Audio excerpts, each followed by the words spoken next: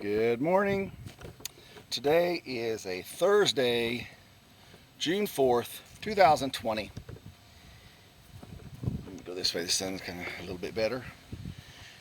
And what I'm going to do today, a little bit of an experiment to see which, technique that I'm going to use to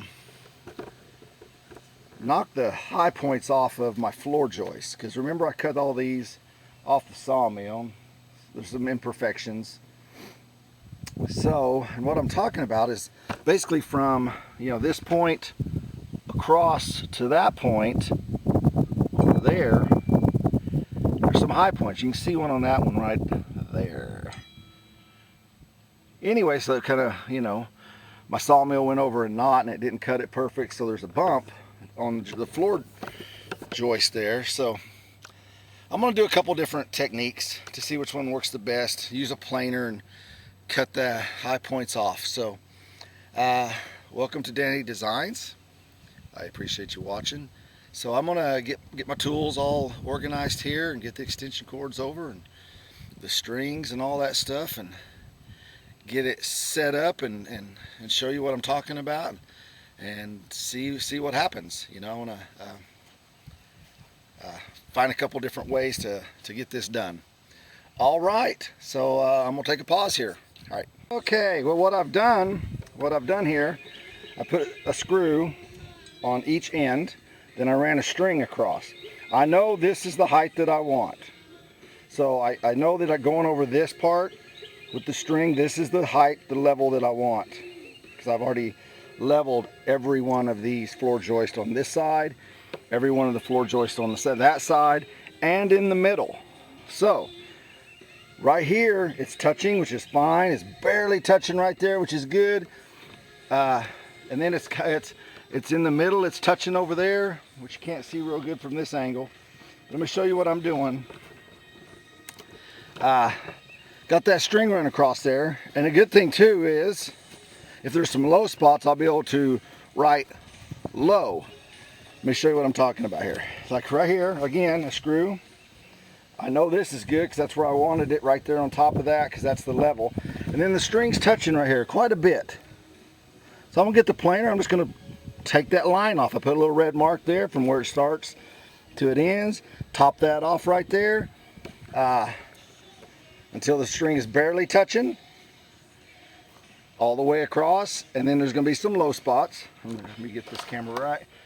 You can see there's some low spots in there, which will be smaller once I take this area off right here, which will lower that string down. So the really low spots I'll write low on there, so that I know that when I start putting the flooring on, it's a low spot. Maybe I'll put some shimmies in there, that type of thing. Okay, I'm gonna try this, see if it works. Should work. Especially since this end is the height that I want. These ends right here of the floor joists, the middle of the floor joists are even, and that end over there. All right. I'm just looking to see if some of those scabs I put on there are higher than, and it doesn't look, that one could be a little bit, so I may have to shave off an edge on that one. We'll see once I get over there and start doing more leveling. But as of right now, we're good, except for this one spot.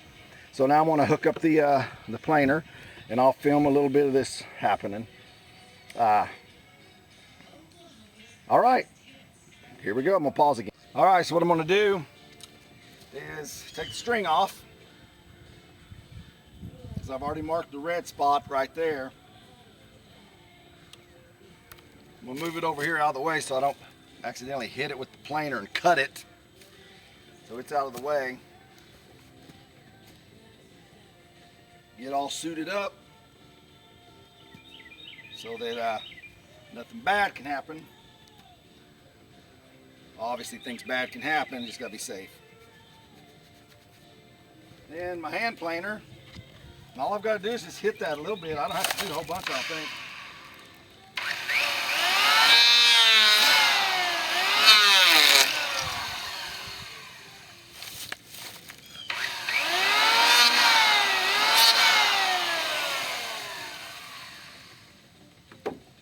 That's all I wanted to do.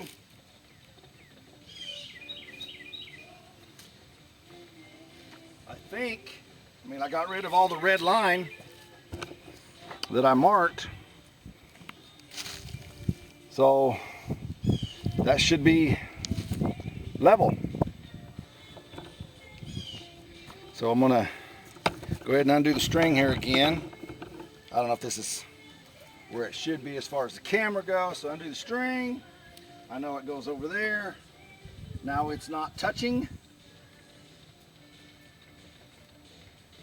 So now I know, at the very least, there's no high spots. No high spots. So that's a good thing. That's a good thing. So I know that there's going to be some low spots. But again, as I start putting my 1-bys on top and putting, you know, the subflooring, the 1-bys on, if I got to put in a shimmy or something underneath there, that'll be fine. I can do that as I go. Because, you know, the boards move a little bit. These are fresh cut 2-bys off of these trees. So they still shrink a little bit and move a little bit. So once I nail them into place, though, they stay pretty dang good.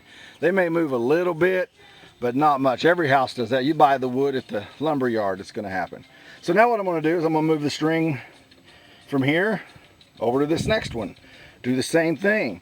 And the reason I started here is I knew that all this was level and I don't have to mess with any of that. And this is going to be a different situation over here because a while back, which you've seen in the videos, I put that flooring on just to get started and experiment some more, see what I wanted to do. And so what I've got, and they were level. I had all those planed and I did all that to put those boards on. So this area here is going to be a little different. Maybe I'll run, since I get all these kind of level, maybe I'll run a cross string or something. I'm not sure yet.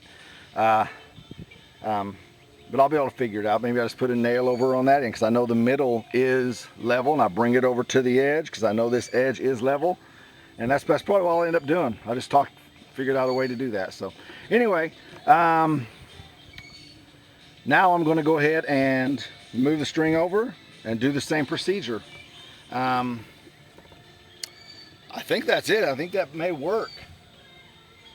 Well, I know it's working because I got rid of that high spot. That's what I want to do, is get rid of the high spots, because I want it high. If I'm low, that's fine. I can always kind of shimmy under. If it's high and you start getting a board lifting up, you know, you don't want that. So, you know, the thing is, if it lifts up and then you put the rest of the fine finish boards on top, there's always going to be a hump there. When I start putting you know, these 1-bys on here and I shimmy in, get it pretty level, then I start putting the other subfloors on.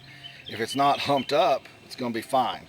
You know, because I'll put the other, I don't know if it's a 1/4 or an 1/8 of an inch finished plywood on top of the insulating board that I'm going to put on top. So see, the layers I'm going to create are going to kind of take those low spots out, you know, filling in with shimmies and stuff like that.